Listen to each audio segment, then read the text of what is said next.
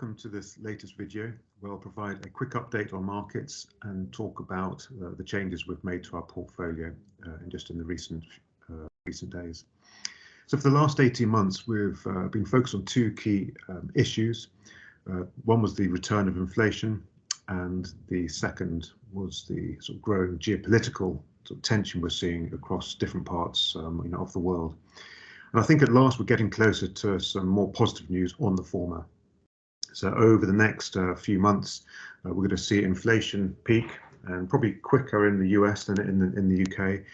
Inflation sort of peaking, then start to come down, and then hopefully not long after, interest rates will peak and then start to come down. Although that may still be some delay after that sort of peak inflation, that we actually see interest rates start to come down.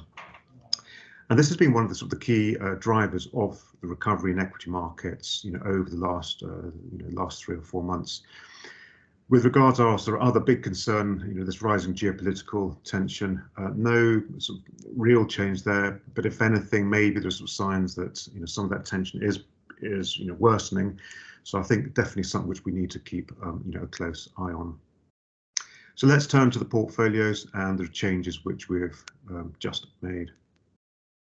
So I mentioned in our December update, that because of our concern with inflation, we've been very underweight bonds, or almost maximum underweight bonds for the last couple of years or so, in anticipation of this return of inflation.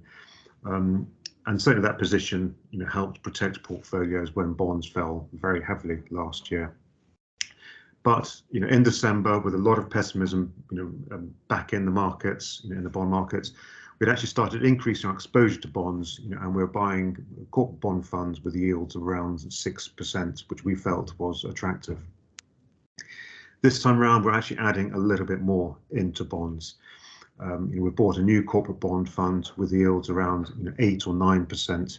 This is investing UK corporate bonds. It's not in the very higher risk or the high yield parts of the market, such as emerging market or junk. It's in the corporate bond space. So despite a little bit of uncertainty around the path of inflation and interest rates, we feel that these yields are attractive, with a manager who's got a good reputation of being quite nimble in this market. So we think not only is it the right time to lock into the attractive yields which we're getting, but also we should expect some good capital growth potential over the coming quarters, as inflation and interest rates start coming down again. Now, in order to fund this purchase of bonds, we've been trimming back our equity exposure just a little bit. We've sold our healthcare fund, global healthcare fund, just to take some profits after its recent good performance. And we bought a new global fund which invests in quality value companies.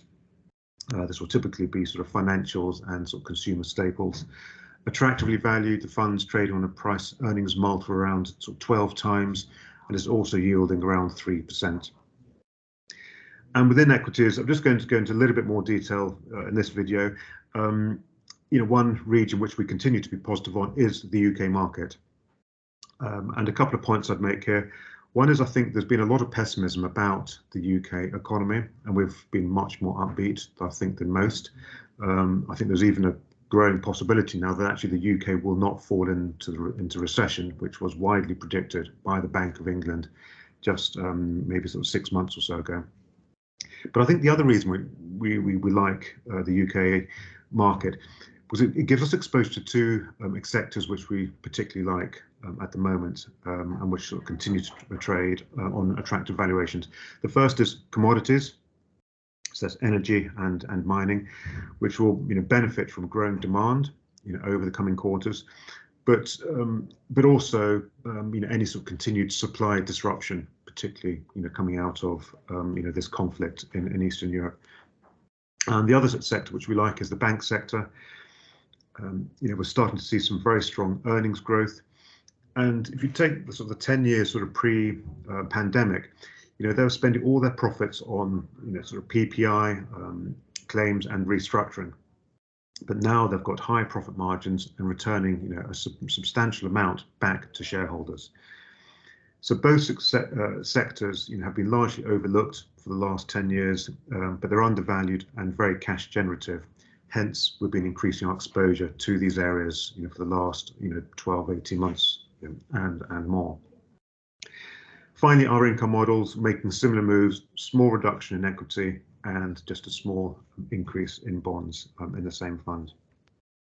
So to sum up, we're still positive on equities overall, and the opportunities we're finding remain overweight, but I feel it's right just to bank some profits after the strong run they've had over the last sort of 4 months or so. And it's almost as if sentiment has swung from being perhaps too pessimistic last autumn to perhaps markets are getting a little bit ahead of themselves just at the moment with this optimism around inflation.